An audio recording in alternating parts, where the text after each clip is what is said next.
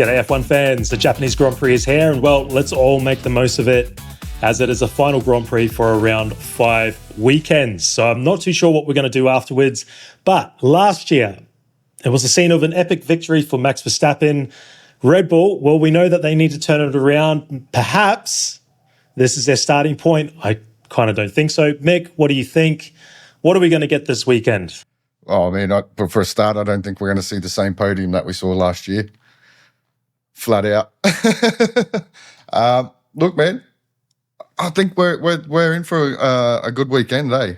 Potential of rain on Saturday, so that could possibly mix the grid up completely. We've not seen these cars in the wet. I mean, they're struggling to drive them now, so add a bit of water. Who knows? But I think we're in for another cracking race. It is a circuit, though, where probably you would say similar to Melbourne with the battery recovery system. There's not a lot of heavy braking zones, so I'm sure that's probably going to be quite a big talking point throughout the weekend, especially from the driver's side. We've seen what these regulations have delivered the first 2 weekends. I think we're in for a rip snorter, which is a shame because then we're going to lead into a 5-week break for nothing. But a lot of these teams, man, you think about it, like you think like McLaren, even Red Bull, especially Aston Martin, the fat old Williams, Cadillac down the back. Mate, these guys will be hanging for this weekend to be finished so they can get their teeth stuck in to try and resolve some of these issues. Going back to the Japanese Grand Prix, last year, as I mentioned, a great win for Max Verstappen. It was also the scene of Yuki Tsunoda coming into Red Bull. So there was a lot for the Japanese home crowd to celebrate. Unfortunately, this year, there's no home talent, no Yuki Tsunoda, but there is a Honda. Unfortunately, it's a struggling Honda. Yeah. So I don't know how the home fans are going to approach this one. Not looking great for Aston Martin. And obviously there's been a lot of news regarding with what's been going on over there with the rumours of Wheatley. We know he's just left Audi and Mr. Newey. Like we said, we covered it in a video. They got to the point and they're like, seeing where they are and see how much they're struggling. And I think in Newey's case, it's probably like for her, I need to really focus on just getting this car sorted rather than looking over the internal side of the team as well as performance on track. Wheatley, personal reasons. Look, we thought he might want to move back to the UK. I don't see him joining the team anytime soon. I don't think Audi would allow that. And I think if they did, they'd be stupid.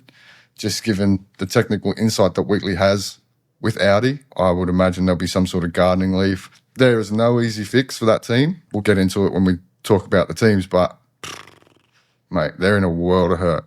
All right, Mick, you did mention the possible wet weather for Saturday, which we know in Japan, when it gets wet, it gets very, very moist. Looking forward to that because I think for a lot of people, they want to see how these cars handle in the wet conditions.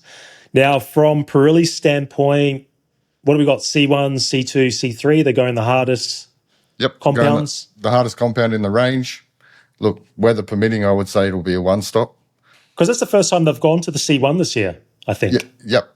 So we've had literally had a mix of all three compounds, right? So in Australia, we went the softest, then we went to China and we were in the medium sort of range of the compounds. And then this weekend, obviously, with a lot of the high-speed loads and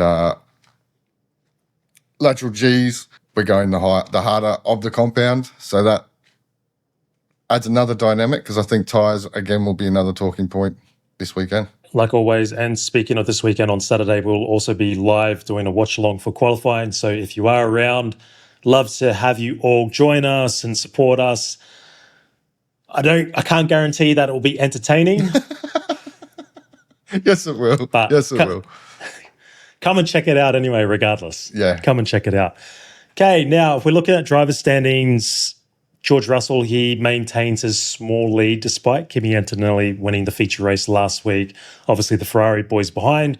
And when we're looking at the constructors, yes, we all know Mercedes out in front, Ferrari MP2, and then quite a lonely way away is McLaren with 18 points, which is kind of bizarre because it feels like we haven't seen a McLaren race car on track for a long, long time with all their DNSs. When you look at it, McLaren have done less racing laps than Aston Martin. Yeah, it's crazy, eh? Yeah.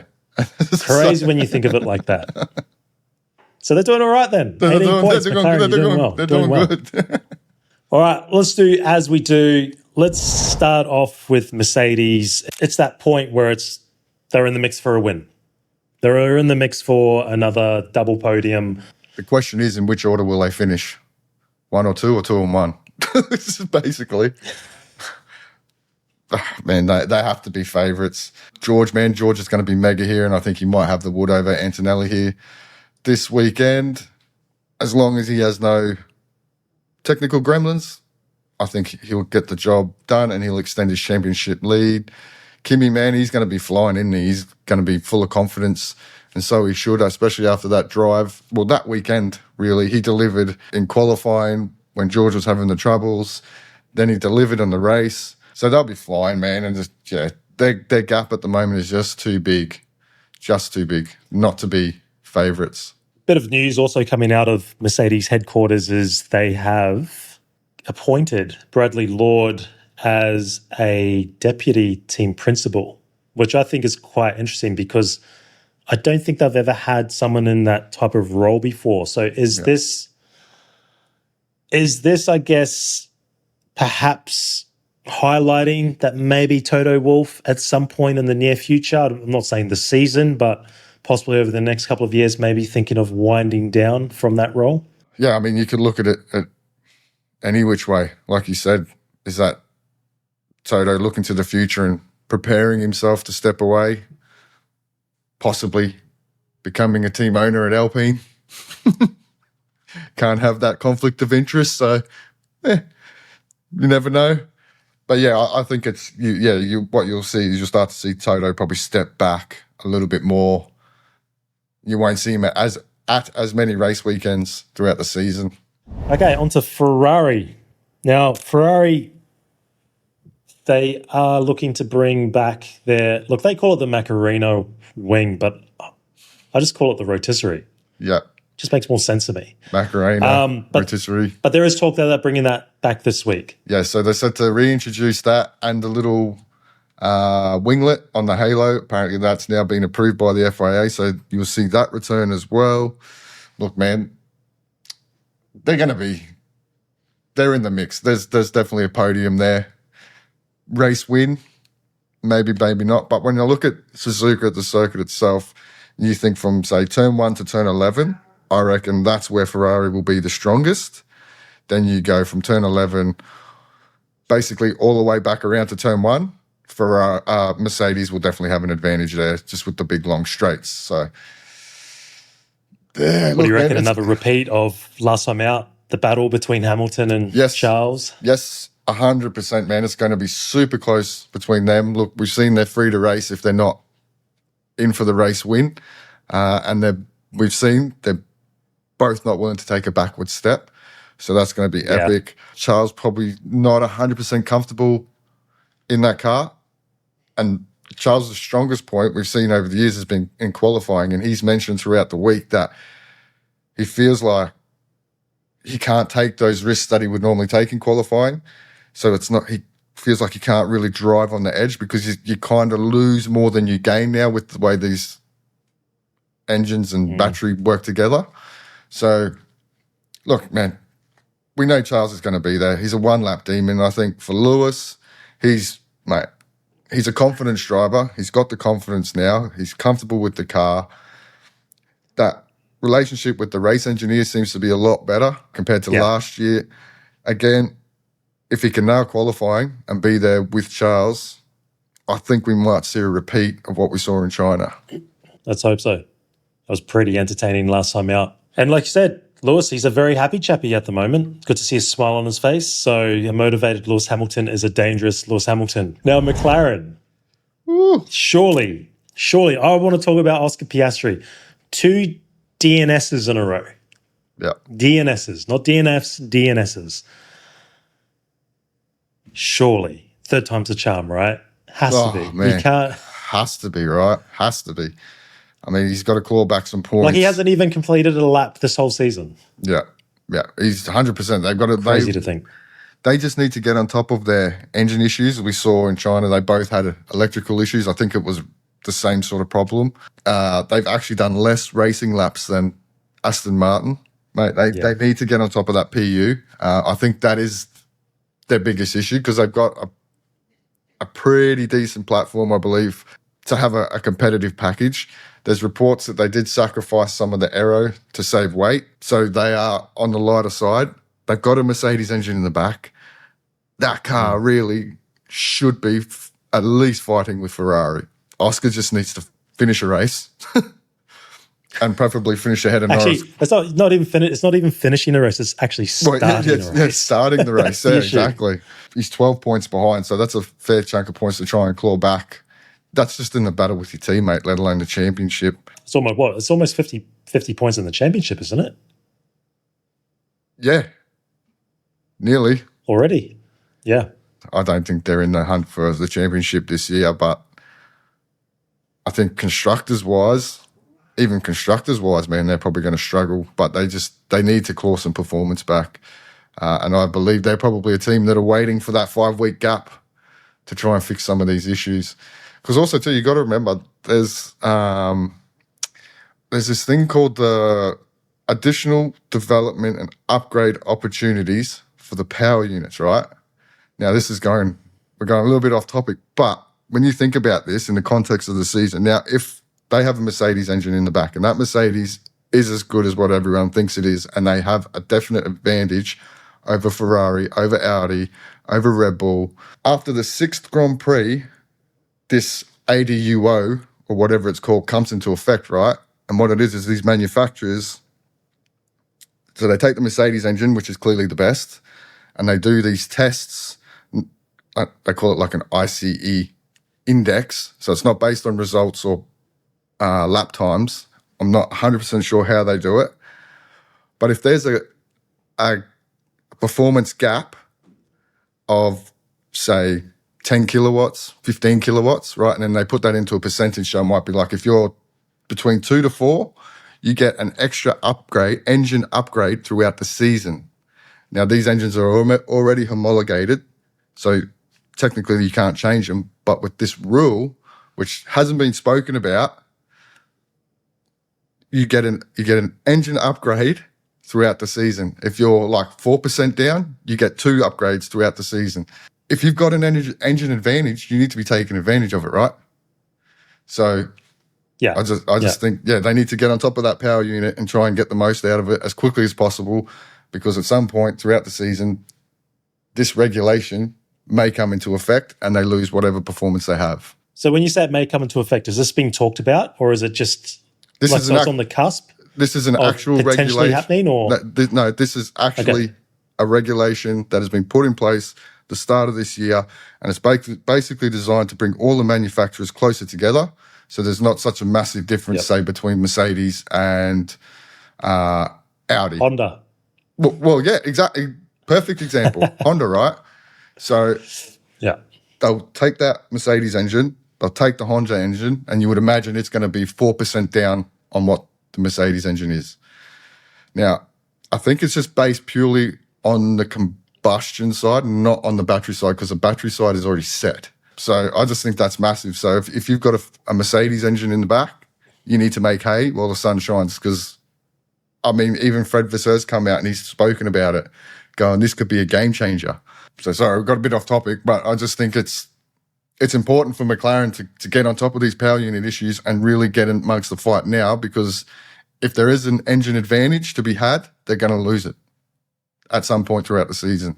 Yeah, well, that's a really good point. And if you are listening back home and you are quite new to Formula One, you've probably just been completely confused. Man, I've confused myself as I was taught. I read it about 10,000 times and it still didn't make sense to me. So it is. Yeah, I mean, this year is tricky. Yeah. This year is tricky. Well, this was a rule I didn't even know about, right? I was just reading a news article, and then Fred Vasseur brought it up, and I was like, what the hell is he talking about? So then what do? You go down the rabbit hole, and I'm like, holy shit, I didn't even know this existed.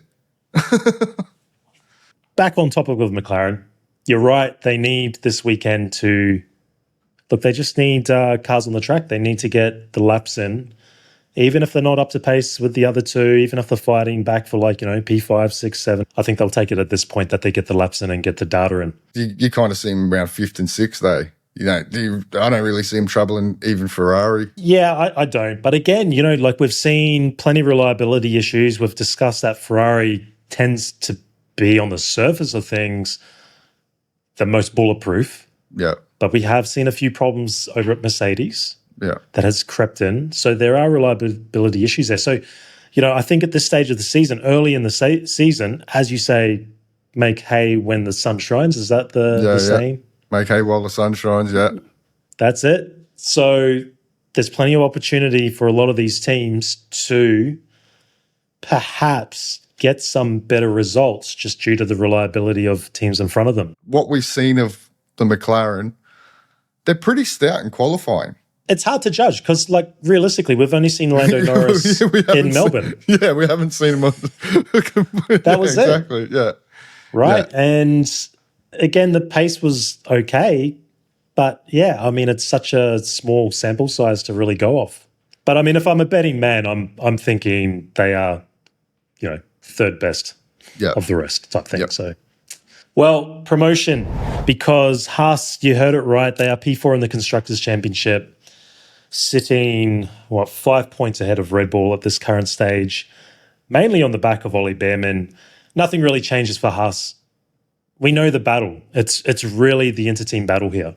Ocon needs to flick the switch and get one up on his younger teammate. If you're going by form, Behrman will be really hard to beat. Man, Ollie's crushing him. I think he's led him in every session pretty well. And we did see the pressure of what Ocon did last time out when he was very impatient trying to get around Colapinto in China. Look, man, they're going to. I think they're going to be mega here. Special livery coming for them as well this weekend, which is cool. They're clearly in a fight, man. With at the moment, McLaren. Well, they're only 1 point behind in the constructors, so they're. Who knows? They possibly could be third by the end of this weekend, and I think it's well deserved. Ocon, I think he's just having a little bit of a hard time coming to grips with these new cars. He just needs a clean weekend. That's really it. A strong qualifying for him is super important, and I think that'll set him up because if he can get in the mix, I think he'll be all right. Just with Ocon, man, I just want to bring up, so after that collision he had with Colapinto, again, there's idiots that sit behind a screen and send death threats. What for? What for? Now, how do I say this without Colapinto fans? Okay, where the majority, it's not all though. 100%, not all of them. But what it does, what people don't realize is, it's putting pressure on Franco Colapinto when he doesn't need it, because then there's pressure on him to have to come out and apologise for something that he has no control of, and I just find it frustrating, man. I just think it's ridiculous. It's stupid. If you're going to go threaten him to his face and see. And let him answer back, because it's racing, mate. Shit happens. So, but anyway, back onto topic. Ollie, man's going to be set for another cracker weekend, man. He's got the momentum in that team. He's got the 1 lap pace and the race pace over his teammate. I tell you what, that pressure is going to start to ramp up on Ocon. Especially if he has another bad weekend and then there's a 5-week break where people are just sitting around going, well, he couldn't do it against his younger teammate again. Ollie's in P5 at the moment with 17 points. Yeah. Man, Ocon is back, P16, and he's still on the donut, mate. Yeah. That's the thing. If he can qualify well and get himself up there, there is potential for massive points, man. Because like you said, if Ferrari have a bad reliability weekend, if Mercedes have a bad reliability weekend, we know Red Bull hasn't been too crash hot. What if McLaren don't start the race again? So there's potential there, to score a big bag of points, and they definitely got the pace for double points. Yeah, they do. They definitely do. Well, speaking of Red Bull, sitting in P5 in the constructors with 12 points. Max Verstappen just recently out over the Nürburgring, disqualified, unfortunately, something to do with a tyre issue, but I'm sure he had a lot of fun ripping around there, not having to worry about any battery management. But what are we going to get this week? What are we going to get this week from Red Bull? Nothing? Nothing. I think it was a scene of a great turnaround last year. Can they repeat? Mate, unless they find a miracle Someone on the cure, podium? Nah. I think they're in struggle street. They're struggling, I think Mekis did come out, though, yesterday, or was it today, regarding I think there is an upgrade they're bringing, and they're quite optimistic that it will pull some pretty decent performance. Back to where, though? I didn't see exactly what it was. Yeah, it may do, and let's hope so, because we want to see Max fighting at the front. We don't want to see him having a shit start and then fighting down from 18th place, because at the moment, man, they're struggling with the rear of that car, the high-speed stuff. They've just got no rear end grip. They're suffering massively with tyre degradation. Apparently, they're having to slow down more in the corners to try and recover more energy so they can go down the straights. They're a little bit overweight. The start issues as well, because of the aggressive nature of having to warm up the tyres, is leaving, especially on Max's side, with no battery at the start, and that's why we've seen the really bad starts. Like, man, imagine him being in the battle with Hamilton and Leclerc. Like, how good would that be? Isaac, man, he just needs to continue to be close to Max. I think he's doing a really good job of what we've seen. He's been relatively good in qualifying, really. It's been a good start despite how shit the car's been. I think he's done a pretty good job. He would have got probably some good points out in, was it Melbourne when the car failed? Yeah. P8 last time out in China. But I think for his own confidence, he's definitely heading in the right direction. So he should be very happy where he's at. Racing Bulls. Now, I'll tell you about Racing Bulls. I'm pretty happy with them. Particularly Liam Lawson had a great weekend last time out. But this livery. Mate, just give them the 25 constructor points right now. Who cares? They don't even need to start the weekend, man. They win already. They're already winners, man. Let's go, man. That livery is filth. Keep that thing for the rest of the year. I mean, man, that thing is going to be so hard to beat when it comes to best livery 2026. I think it's sick. Yeah, they pulled a ripper. Yeah. Definitely pulled a ripper early in the season. But they're looking pretty decent. I mean, you know, Arvid Lindblad, last time out, it was a typical sort of rookie weekend, but he did show some pretty good pace in the end. We know that he had never raced there before. But now, Japan. Has he raced there before? Surely he's... I don't know if he has, F2s come here? No, I don't think they do, eh? Because he never did Super Formula, did he? No. And that's where I think Lawson's going to have the big advantage this weekend, is purely just his experience with Super Formula and then a little bit of Formula One experience, right? Man, you know what? I would not be surprised if they finish ahead of Red Bull. Especially on Lawson's side, maybe not on Arvid. We may see another repeat of what we saw in China, just because he hasn't been there before. I expect Lawson to definitely be the quicker driver this weekend. Oh, yeah, 100%. And I think the Racing Bulls will probably be a little bit more suited here than they were even in China. They seem to have a better handle on that power unit compared to Red Bull. That thing's got good top speed, which makes it hard to pass. So if they can get a good qualifying, man, they're definitely going to be a thorn in the side. Okay, Alpine. So that P7 in the constructors at this point in time with 10 points. The good news was for Colapinto, he did get some points last week out in China, which I think is going to be really good for his confidence, because it has been a tough gig for Franco, let's be honest. Yep. Gasly doing what he's always doing. But I don't know, what do you see Alpine this week? Yeah, they're interesting for me, man, because I want to see if they can back it up now after China. Look, I think Gasly's going to be sniffing around that top 10 in qualifying, as he generally always is, and possibly in the race. They're certainly going to go into this weekend with a lot of confidence, which helps. Colapinto, man, he's going to be coming off some good confidence, just knowing that he can do the job if given the equipment. There is potential for good points with these cars ahead potentially having mechanical issues. Yeah. I think for Franco, the big goal for him will be trying to nail that Q3. Yeah. To sneak into Q3. Because he hasn't been able to do that this season, I don't think. He's been close. whereas Look, Gasly has been able to do that quite comfortably. Yeah, I actually think they might be a little bit behind Haas this weekend. They're probably going to be battling more with Audi for that bottom part of the top 10. Good opportunity for some points for both of them because, yeah, give Colapinto the equipment, and if he can stick it with Gasly, then he's definitely in a shot. But that's it. He's got to stick with Gasly on a consistent basis. And I think particularly this weekend, because we get such a huge break, if he can do it again, I just think the confidence that he'll have, there'll be no media pressure on him, none of that shit going into that 5-week break. So it is a big one for him. Audi, you did mention, well, big news. Jonathan Wheatley has stepped away due to personal reasons. On the face of it, I'm quite surprised by it because he looks so happy over there.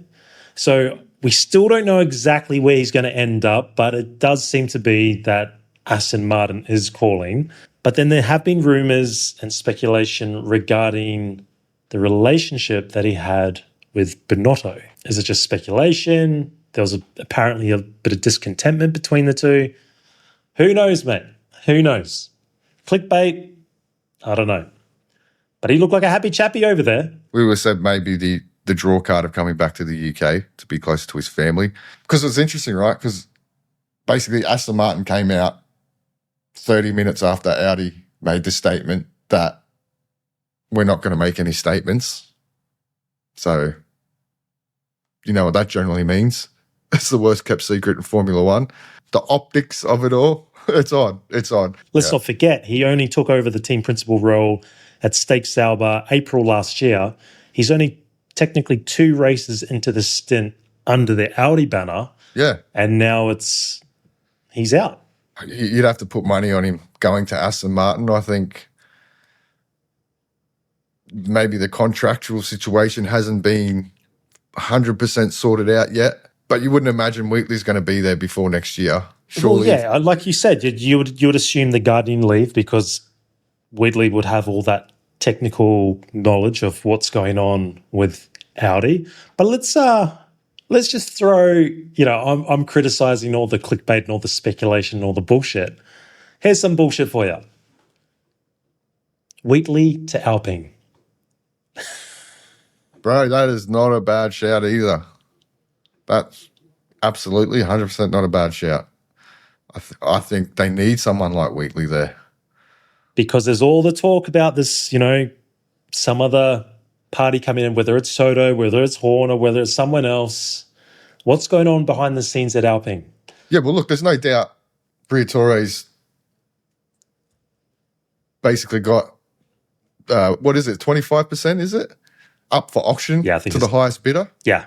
There was the rumours of the Horner, and now there's like Toto wants to get involved, basically to shut Horner out kind of thing. Well, what if Horner has it? Maybe the deal's been done, Horner's already got it, and he's pulled Wheatley across. But again, we don't know.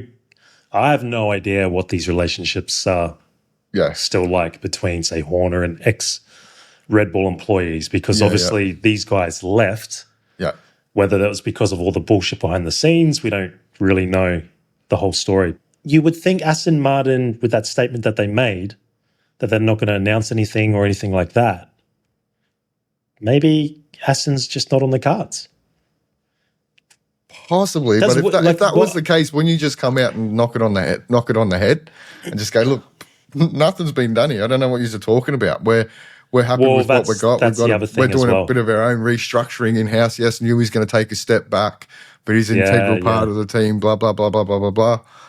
Like, I don't feel the need, Aston would feel the need to go, we're not going to make a comment right now, and then that's it. Yeah, true. And it's true. But look, I'm leaning Aston Martin like 90%, Alpine. Yeah.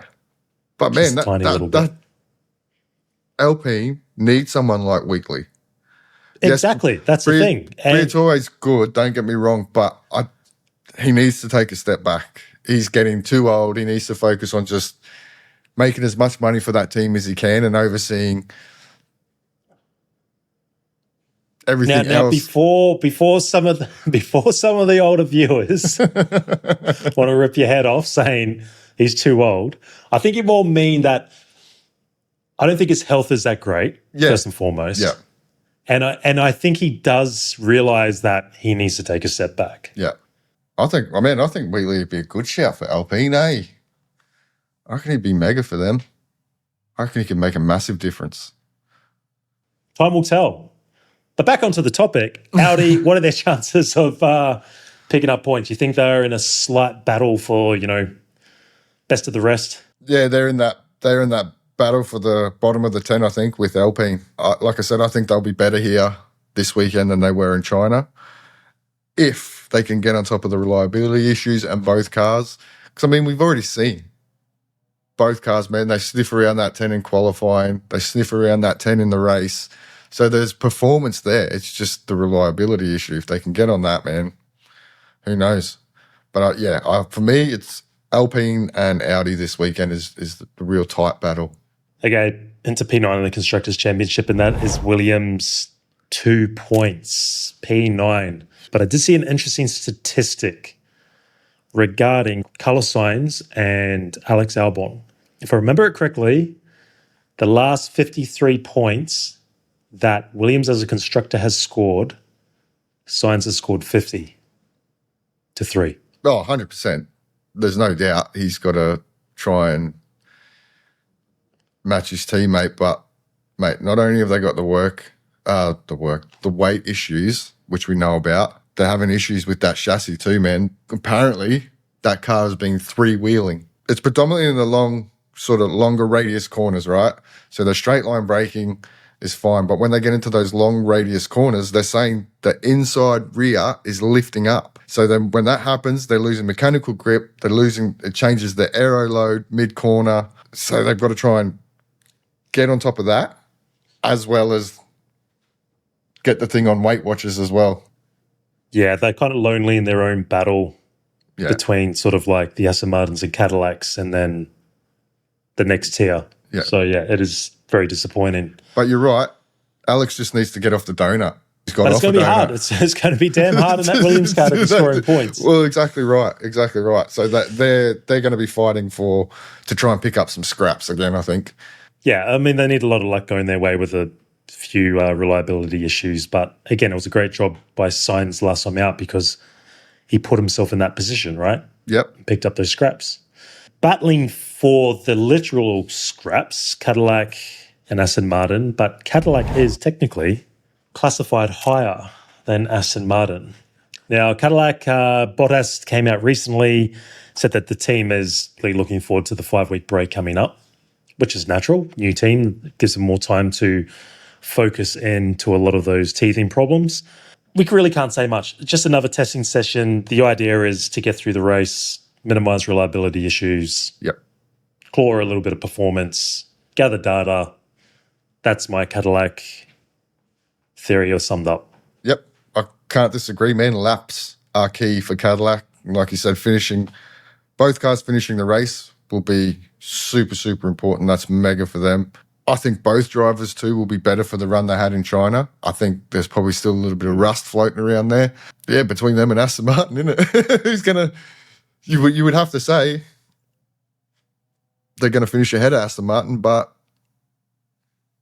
I don't know. I think given this 5-week break, I think Aston Martin are going to try and do everything they possibly can.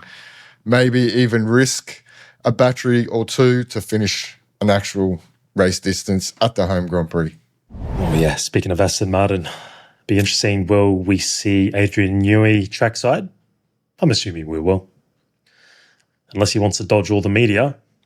Well, that's the thing, right? This is going to be a massive talking point between Audi and Aston all weekend, isn't it? Clearly going to be, is Wheatley coming to your team? No comment. Did Wheatley leave to go to Aston Martin, Audi? No comment. You know what I mean? It's going to be that back and forth. Yeah. Plus then you throw on top of that, it's your home race for your engine supplier. The more I look at it, man, there's no easy fix for that car. Like they've had the short-term fixes, right, where they've tried to add extra support and dampening mechanisms in place to try and mellow out that vibration, right? Because it's like it's like where the way they've designed the power unit, where the MG UK is actually positioned is too close to the battery. And then what it's doing is it's amplifying the shaking throughout the chassis, which is creating the resonance. And then we saw, man, perfect example. We saw Alonso taking his hands off the steering wheel because they're saying, like, after 25 minutes or 25 laps, your hands go numb. So it's a safety issue. But the only way you're going to fix that is you need to re-engineer that power unit. You're not re-engineering anything in 5 minutes. Alonso's patience is going to be tested come the middle of the season. There's no way they're fixing that. Oh, mate, there's a good chance that he pulls the pin through the season. Yeah. If things don't improve by, say, Europe, there is a very good chance Fernando says bye-bye. Oh, I just feel bad for him. I feel bad for him because, like you said, all the money they've invested, they've got everything there. They've got the new wind tunnel. They've got everything, man, and there's no reason they should be this far behind. All right, into the content that really matters. Yes. The battle, the prediction battle, currently set 2 apiece. 2 apiece. So a bit easier this week without being a sprint weekend. All we need to do is name your pole guy, Mercedes. The top 3, a couple of Mercedes and someone else. I'm going to let you go first. All right. Well, easy. Mercedes for pole with Russell. Russell's going to dominate this weekend. He's going to be super strong. Kimi's going to finish second. And Hamilton's going to repeat China and finish ahead of Charles in third. Okay, so George with pole, George with the win? Yep. And then Kimi and Lewis. Okay. All right, I'm going to go with pole sitter is going to be... Yeah, it'll be Kimi Antonelli. Yep. Yeah, and then the race winner will be Charles Leclerc, Kimi Antonelli, Lewis Hamilton. Oh. George Russell's going to have a reliability issue. Oh. All right, you threw that one on me. Yeah, look. Oh, yeah. But then on the flip side, I'm thinking, I have a feeling this week the 2 Ferrari boys are going to muff it, mate. They're going to do a Rosberg, Hamilton, was it the Spanish Grand Prix? Yeah, possibly. It's like the season starts off really fun and they're really battling each other and they're really motivated and then it's just one moment. Yeah. So it's hard. It is very hard to gauge because, it's been pretty epic between those 2 guys start of the season. But if you're looking at the surprise packet, like, who's your hot tip and perhaps who's the underperformer? Hot tip, Liam Lawson to finish ahead of both Red Bulls. Yes. I can roll with that. Who is going to struggle? Okay, let's take away Bottas, Perez, Alonso, and Stroll. Albon. I think Albon this week. You picked him last week, though, didn't you? I think the trend's going to continue. I've been pretty rough on Albon, to be honest, the last few Grand Prix. They're going to struggle. They're going to struggle, especially at this type of circuit. I think they're going to be in a world of pain, especially in like that first sector. I'm going to say my hot tip is the McLarens finish, both cars finish 4th and 5th. Yep. Lando, Oscar, Lando, take your pick. And the underperformers for this weekend, unfortunately, I think, just Red Bull. Just think Red Bull are just... Yeah. They got some serious work to do, man. Their issues aren't just on the engine side. Yeah. They're struggling with that chassis at the moment. Let's see. Well, let's hope it's a good one because it will be the final race for around 5 weeks, as previously mentioned. And then we'll go into, you could say, a premature silly season. Summer break. Winter break, whatever you want to call it. Yeah, you know how we get that sort of break and then everything gets a bit silly regarding rumours and speculation. I think we're going to get an early one in the season. It's already happening regarding Audi and Aston Martin. You're going to have to imagine too, man, the F1 world is going to go into overdrive just to keep the sport relevant. If you're a casual viewer and you don't have that constant F1 at the forefront, you lose eyeballs pretty quickly. So I think there's going to be plenty of news floating around, like you said, just to keep it at the forefront of people's minds. I'm sure we'll get plenty of it. Well, looking forward to this weekend. Mick, I'll give you the final thoughts. Hit it up. Can anyone beat Mercedes? Don't Not at know. this point. Can Red Bull bounce back? Give them wings. Give them wings. They need some Red Bull. Can McLaren bounce back?